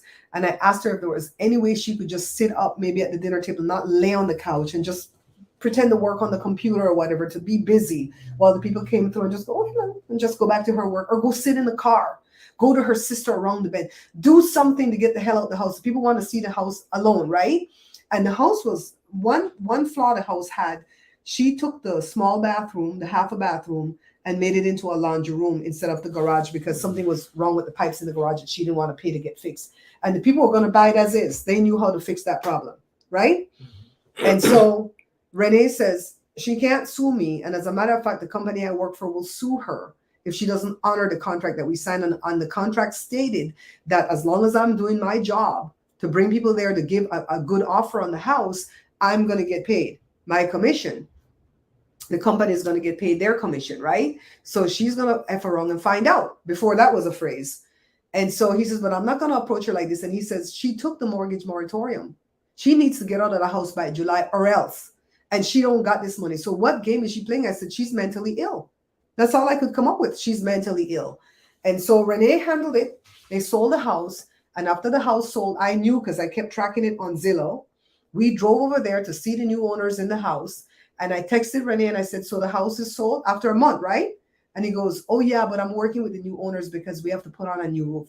That was a effing lie. Their roof looked better than my roof. So we knew that was a lie. Renee just didn't want me to know he made a big commission. And he didn't want to even give me $1 out of it. But you screw yourself. He screwed himself with that, because he could have sowed a seed with me. Don't even call it referral fee, right? Mm-hmm. He could have sowed a seed with me, and he could have gotten more people come that way if I didn't feel like their personality matched Alfredo's dude. You couldn't get the house on Jory by and yeah, he could have been the realtor of record on Jory's house. I didn't give Jory Alfredo's guy because Esther already had somebody she wanted to work with through her brother-in-law. So I didn't insert myself into Jory's home purchase at all. I'm very respectful of Jory's unit with Esther as a family. Like, I asked Jory to come help Joe with the roof this coming weekend. Not this weekend, but the next one. And he goes, Mom, anytime. You don't even have to ask. And I said, you have a wife and a stepdaughter that's your family unit now. And so basically, I have to ask, do you have the time? You know what I mean? What Carla say? She turned old Haig. Old Haig. You just told me what that thing meant, Carla. Right. Old Haig. This. Yeah. That girl is crazy. That girl moved out. That girl didn't call me, didn't say thank you, bitch, F you, bitch. Nothing she said to me. She just gone. And honestly, I had remember that one girl that cussed me out a few months ago in that one text. We don't call her name over here. That's not her real name, anyways. Remember her? She investigated that bitch for me, and we found out that girl has a twin. That girl has an identical twin named Ray. She named Faye, Faye. The twin named Ray, Raye. How do you talk to somebody for 2 years? Intimate conversations. And never once do you reveal something as unique as that. Twins are rare and they're very unique. That's the first thing twins usually lead with. Do you know I'm a twin?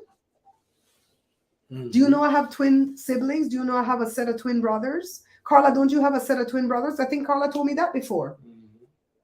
Do you know, like Penny? Penny's a twin. Do you know me and my sister Pam are twins? Do you know my mom, another set of our siblings are twins? Right? Right away they lead with that. I talked to this girl for 2 years. Not once did she tell me she has another one of her running around LA looking just like her, ugly as ugly. How come you don't tell me that? Kept that little secret, did you? Mm-hmm. Yep. For real though, Miss Lucky, I don't overstep at all. God, this line was all over the place. Joe, you're getting tired? Yeah. Okay, let me bring up something. Mm-hmm. You sat in the chair with a back. Yeah. I'm sitting in the chair with no back. Yeah, but my butt Did hurt. you hear me complain? My butt hurt. You see why I tell you don't have what it takes to do YouTube? I got what it takes. Good answer. That was a really good answer. Because when I told him earlier you don't got what it takes, he didn't say nothing. He didn't say nothing. No, he says, I got what it takes. That's a good answer, babe. You got it. You did good. How many? Oh, almost 2 hours. You did really good. I know, huh? Mm-hmm. My, No, I'm not just blowing smoke up your butt. my thing usually 15 minutes. I think even if I didn't come in, you would have still did good though. You were doing good without me being. I was listening out there on the phone. Huh?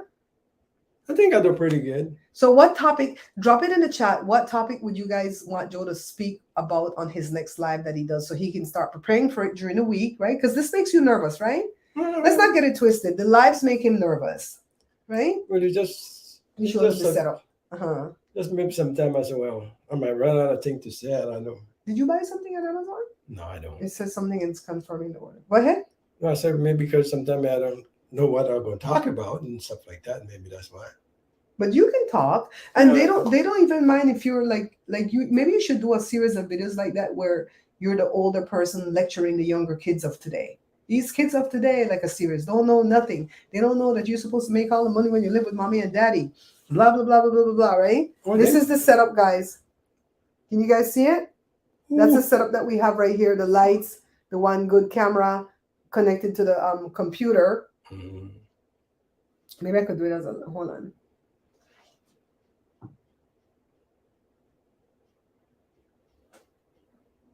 I'm seeing you.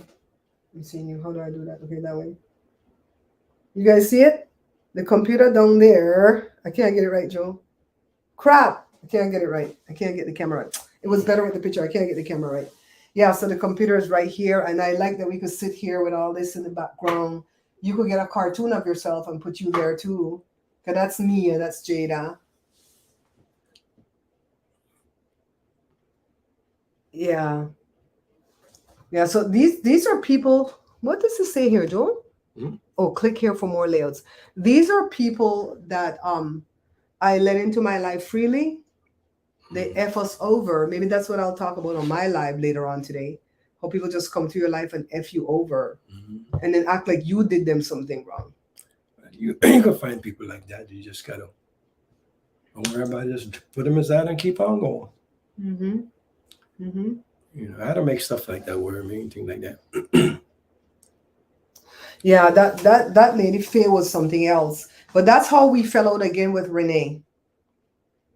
And it wasn't really a falling out. We didn't have no talking, no cussing, no nothing. He just pulled away because he did not want to give me no money out of that sale. And he screwed himself over with that because he didn't even have to give me a whole lot.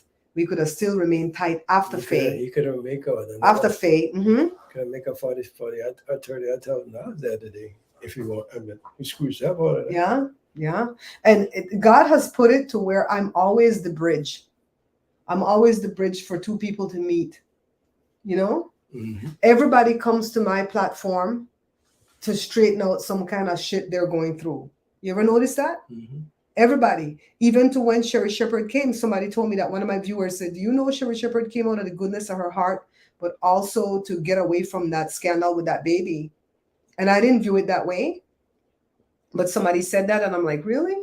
And they go, somebody told me one time, everybody comes to your platform to clean up their name, then clean up what they're going through. Even when Do Not came, Do Not told me, "Thank you for making me look human," because he's a nice kid. He's such a nice kid, you know. So yeah, like and subscribe so Joe could get the 700. We're just trying to get the 700. Close your eye, babe. Close your eye a second. It was like an eyelash that wants to get in your eye. Oh, but you know what? It's attached. It's an eyebrow. It's old man stuff. Oh shit! It's all my stuff. I'm gonna have to cut that. All right, babe. So you're gonna come back on. You're gonna try again for next Saturday Yeah, for a folks, I'm live. gonna try again for next week. But you're gonna put a video on during the week. We're gonna make a video. Yeah. Mm-hmm. You know, so we With you learning something, learn something.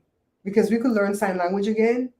Yeah, I think you could do those. Watch me learn sign language. Watch me learn to edit. Watch me learn Spanish. Watch me learn to play the guitar. That kind of stuff.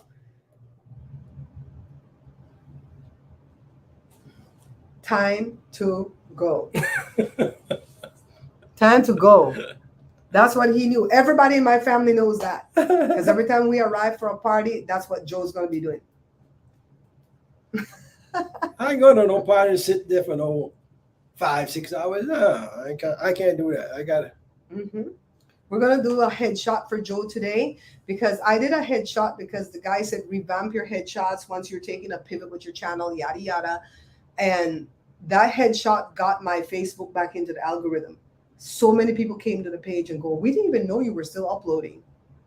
That headshot, Facebook put it out there. So that, I don't know if it helped YouTube, but it sure helped at Facebook. You know what I mean? So we're going to go outside. We have to put a white sheet on a thing, and we're going to go outside and do a headshot for Joe right now, guys. So finish it, baby, because it's your show. Okay, guys. Thank you guys for putting up with me, and look at me and say like, I don't know what I'm saying, blah blah. But you guys make me feel good. You guys make me feel at home. So I guess the next one will be better.